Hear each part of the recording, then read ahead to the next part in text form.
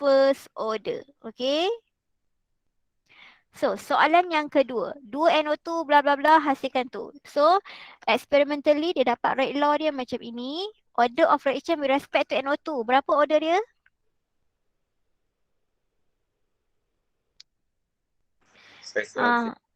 First order juga. Sesiapa pun respon je lah ya. First order juga. Untuk O3, as you can see from the rate law, tetap adalah first order.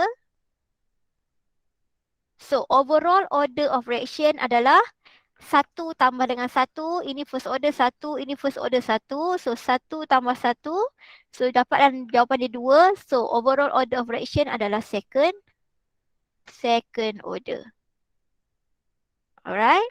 So, yang ketiga, dia dah determine experimentally. So, dapatlah rate law dia. Rate equal to K. Rate constant darab dengan concentration CH3 darab dengan concentration Cl2 power of half.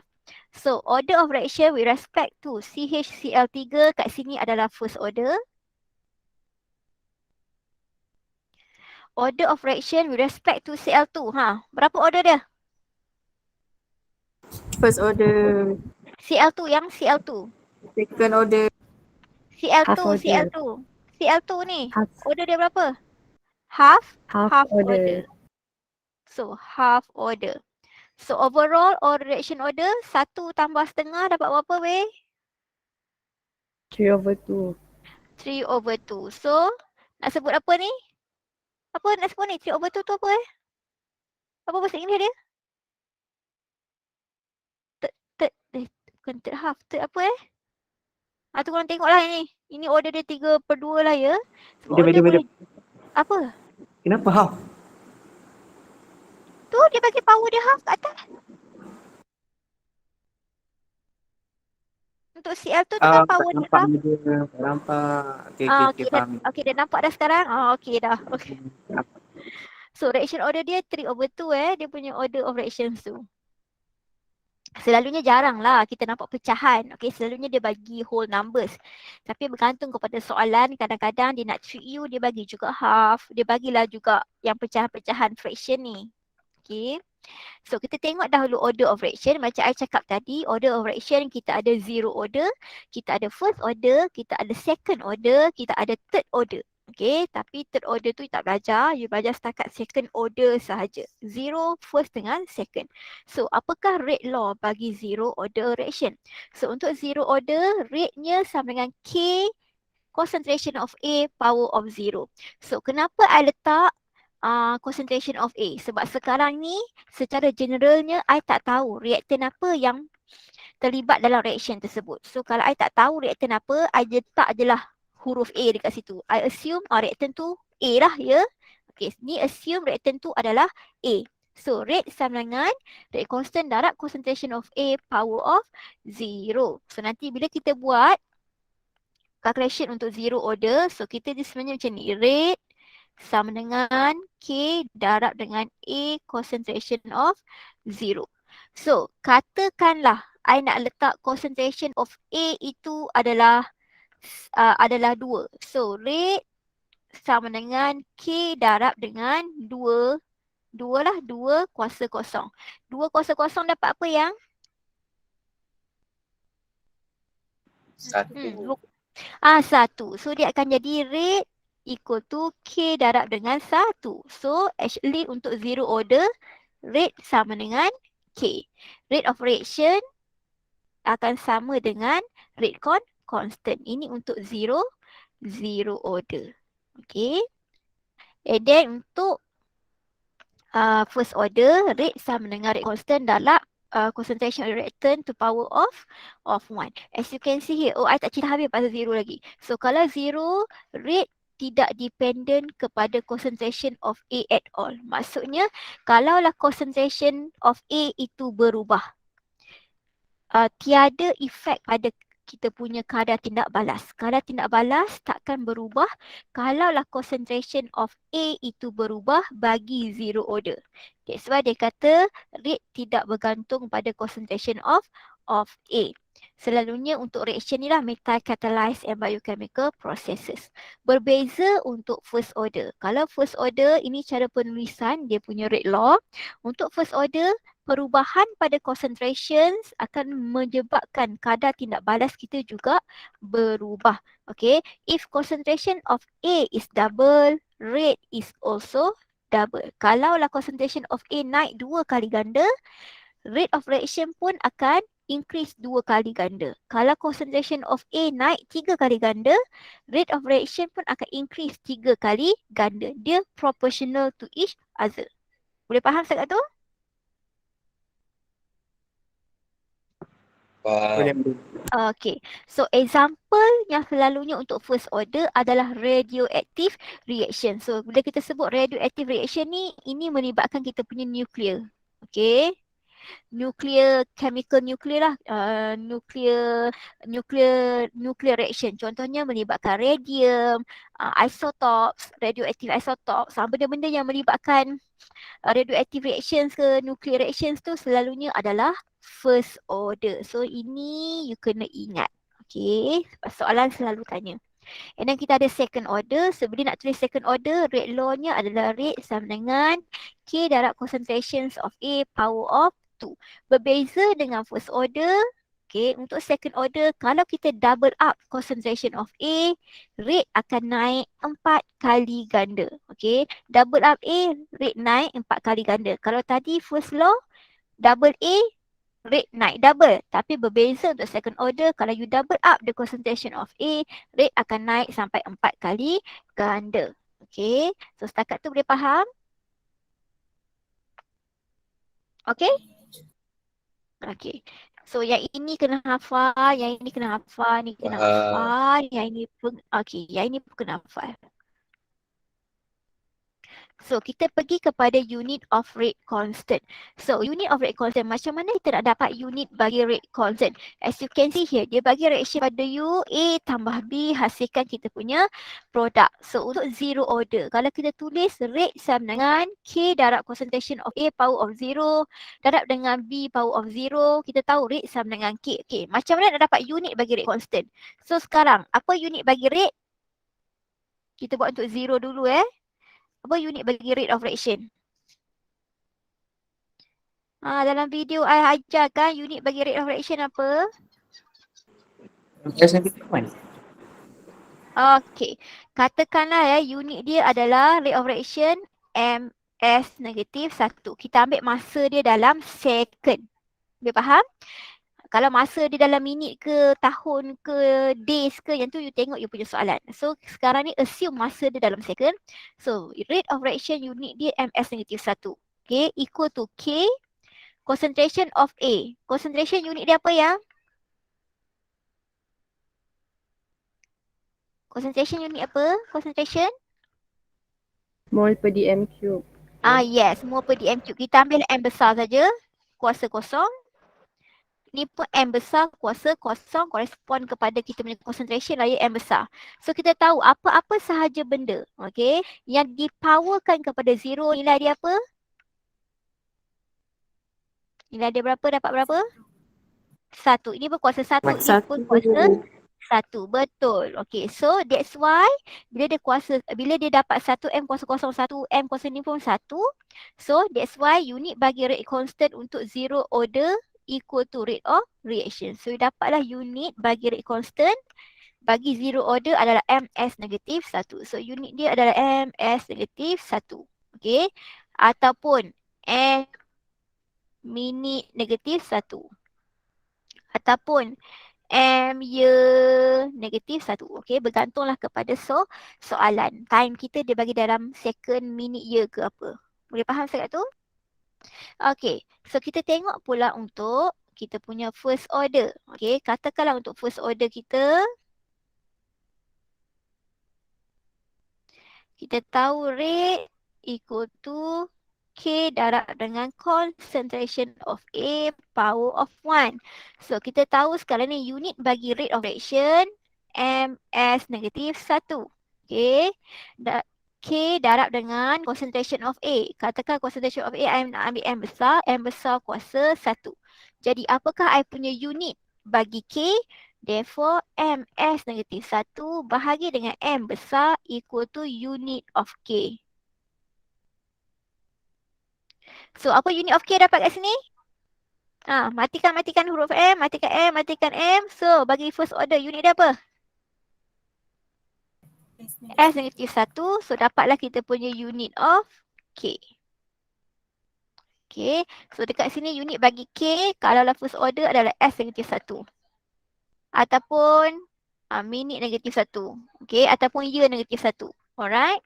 Ini penting yang you kena tahu. Unit bagi rate constant sangat penting. Sebab nanti antara cara-cara untuk kita determine order of reaction adalah berdasarkan unit of the rate constant. Sebab itu unit of rate constant bagi setiap order of reaction you kena hafal dan kena ingat. Wajib Dan kita tengok pula second order. Okay, untuk second order, apakah dia punya unit bagi rate constant? Kita tahu dekat sini rate equal to KA kuasa 2. Okay, so rate MS negatif 1 sama dengan K darab dengan unit bagi concentration adalah M power of 2. So, nak dapatkan nilai bagi unit constant. So, MS negatif 1 bahagi dengan M kuasa 2. Dapatlah unit of K. Apa unit of K ni? MS negatif 1 bahagi dengan M2. M kuasa 2. Dapat apa? Dapat apa unit dia yang? S negatif 1. M1 tolak 2 sudah akan dapat M negatif 1. M negative 1, S negative 1. Okay, so ini adalah unit of K bagi second order. So dapat unit dia M negatif 1, S negatif 1. Ataupun dia boleh jadi M negatif 1, minit negatif 1. Terserahlah ya. Tapi itu dia punya unit of K. So kalau kita tengok graf dekat bawah, as you can see, kalau you nampak graf dekat situ. So graf dekat situ, dia bagi ini adalah graf bagi rate versus dengan concentration of A. Okay, as you can see here untuk rate, bila kita buat relationship dengan A, disebabkan dia tidak dependent pada concentration. Okay, so that's why dia dapat mendatang macam ni. Kalau untuk first order, rate versus dengan concentration of A, you akan dapat linear graph. Okay, with positive slope. Tapi kalau untuk second order, rate versus dengan concentration of A, you akan dapat lengkung dekat situ. Okay, you akan dapat curve macam tu. Setakat tu okey? Boleh? Boleh? Boleh. Okay, so kita tengok page seterusnya. Kita nak buat calculation. Tengok page 11. Okay. As you can see here, to determine the order of the reaction from experimental data by analyzing changes in concentration of the reactant and its rate. So this table, make sure you remember. Kalau order of reaction kita 0, concentration of the reactant boleh berubah. Katakan any amount lah, nak double ke, triple ke, quadruple ke. Tetapi what happen to rate of reaction? Rate of reaction akan remain unchanged. If you double up the concentration, rate dia tetap kekal sama. Sebab concentration of reactant tidak bergantung kepada rate of reaction. So, remain unchanged. Okay, untuk zero order, change in rate remain unchanged even though you change the concentration of the reactant. Untuk first order, if you double up the concentration of the reactant, change in rate juga akan double. Once you double up the concentration, rate of reaction akan double up. Tetapi berbeza untuk second order, when you double up the concentration of the reactant bagi second order, rate of reaction akan increase 4 kali ganda. So this table, tolonglah hafal. Okay, hafal table tu. Kita tengok example yang pertama, dia bagi pada you the reaction A tambah 2B, hasilkan produk was found to have the rate law, rate sama dengan KAB power of 2. Okay, so dia bagi dah dekat situ, rate law dia. Predict by what factor? Okay, the rate of reaction will increase when the concentration of B is double and the concentration of A remain unchanged. So soalan tanya, okay, kita punya rate of reaction akan naik berapa kali ganda? Kalaulah kita double up concentration of B, kita remainkan concentration of A. So macam mana kita nak cari? Okay, faktor berapa kita punya rate of reaction akan increase? So kita tulis dahulu, kalau originalnya adalah rate equal to KA B kuasa 2. Ini adalah original equation. Tak ada apa-apa perubahan. So now, kita nak double up concentration of B. So kita buat new rate law equation. So rate equal to K. Okay. Concentration of A remain unchanged. So remain unchanged. Tapi concentration of B kita double up. So dia akan jadi 2B kuasa 2. Okay. So ini adalah kita punya new rate law equation. So berdasarkan new rate law equation tu, kita akan cari kita punya rate of reaction akan increase berapa kali ganda. Therefore, kita tahu kat sini rate equal to K darab dengan A. Okey, 2 kuasa 2. Keluarkan 2 kuasa 2 darab dengan B kuasa 2. So, you akan dapat rate equal to K darab dengan A. 2 kuasa 2 dapat berapa yang? 4. So dapat 4. So, B kuasa 2. So, bawa lah 4 ni ke depan. So, bila kita tulis balik, you akan dapat rate equal to 4K darab dengan A, B kuasa 2. Therefore, rate equal to 4K. So, bila you tahu rate equal to 4K, therefore, you boleh buat statement hence the factor, hence the rate of reaction increase by factor of 4. Okay, boleh nampak kat situ? So, last kali dah akan dapat rate equal to 4K. Maksudnya sekarang rate of reaction tu increase by factor of 4. So, final statement ni wajib tulis. Okay, jangan you buat calculation, lepas tu you tinggal macam tu je. Siapa nak jawabkan untuk you? So, make sure final statement tu wajib ada. Boleh faham? Clear kat situ? Ada soalan nak tanya?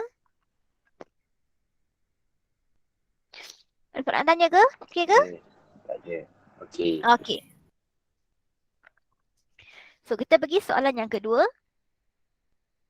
Given rate adalah KNO2 power of 2, Cl2 power of 1, by what factors does the rate increase if each of the following changes occur? So, now NO2 tu kita nak triple up. So, triple up kan NO2. So, dapat berapa? Rate equal to K NO2 kita triple up So, 3 NO2 kuasa 2 Cl2. Okay. So, ini adalah new equation tadi. Kita triple up concentration untuk NO2. So, keluarkan rate equal to K darab dengan 3 kuasa 2 NO2 Cl2. So, you dapat rate equal to 9K. Okay. So, bila rate equal to 9K, therefore jawapan dia apa? Rate of reaction increase by factor berapa? 9K. 9 saja. 9. So, increase by factor of 9. Okay. So, you dapatlah jawapan dekat situ. So, kita buat pula soalan B. Soalan B pula dia kata NO2 and Cl2 double. So, now NO2 double, Cl2 pun double. So, rate equal to rate constant darab dengan 2 NO2. Ini sebab dia double. Darab dengan 2 Cl2. Okay, sebab dia double power 1. So, tahu kat sini. So, kita dapat rate equal to K darab dengan 2 kuasa 2. 2 kuasa 2 NO2 darab dengan 2 kuasa 1 Cl2. Okay. So, sekarang you ada 2 kuasa 2 dan juga 2 kuasa 1. So, 2 kuasa 2 dapat berapa? 4. 4. And then 2 kuasa 2 ni darab dengan 2 kat sini. 4 kali 2 dapat berapa? 8. 8. So, rate equal to 8K. Tulis balik NO2 Cl2. So, now rate equal to 8K. Hence, kita punya rate of reaction increase by factor of berapa sayang? 8. 8. So, the rate of reaction increase by factor of 8. Okay, nanti korang tulislah ayat dia dengan lengkapnya ya. Okay, setakat tu boleh? Boleh. Okay. Okay, so kita tengok pula soalan yang keempat. Okay, tengok soalan yang keempat dahulu. Okay, dia kata dekat situ, the rate of reaction increase 8-fold. Maksudnya rate of reaction increase 8 kali ganda. Okay, 8 times. When the concentration of one of the reactant is double. Okay, so dia kata concentration reactant tu double up. Therefore, kita punya rate of reaction increase 8 kali ganda. Dia minta you determine the order of the reaction with respect to the reactant. So dia minta cari order lah, apa order dia. Okay, ini adalah original equation. So now untuk new equationnya adalah rate equal to K darab concentration of A double. So darab dengan 2A power of A. So apakah A kecil tersebut? Dia bagi tahu rate-nya nilainya 8. So 8 sama dengan K darab dengan 2A besar power of A. So, keluarkan equation tersebut. 8 sama dengan K darab dengan 2 kuasa A, A. So, you dapatlah dekat situ. 8 sama dengan 2 to the power of A. So apa nilai A tu? Cuba kakak dapat nilai A apa? 3. A tu nilai dia akan jadi 3. Okay, ikutlah korang nak guna kalkulator ke, nak calculate manual pun boleh. Kalau nak calculate manual, you logkan both side. So, you akan dapat log 8 equal to A log 2. So, nak dapatkan A tu, log 8 bahagi dengan log 2. So, dapatlah nilai A. So, nilai A kat situ equal to 3. Okay. Boleh ke tinggal jawapan macam ni saja? Tak boleh. Kena Tak bagi boleh. tahu final statement. So bagi tahulah the order of reaction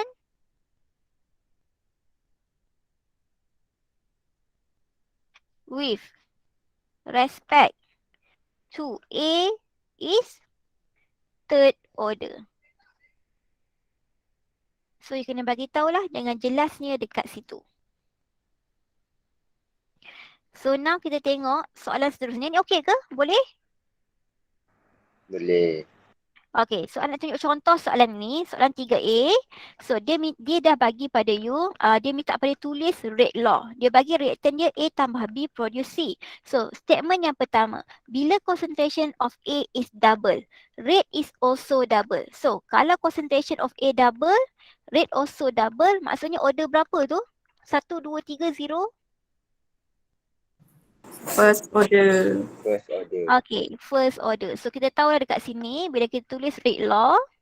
So generalnya rate equal to K darab dengan A power of X, B power of Y. So nak cari nilai X dan nilai Y tu berdasarkan statement. So from the statement when concentration A is double, so tulis.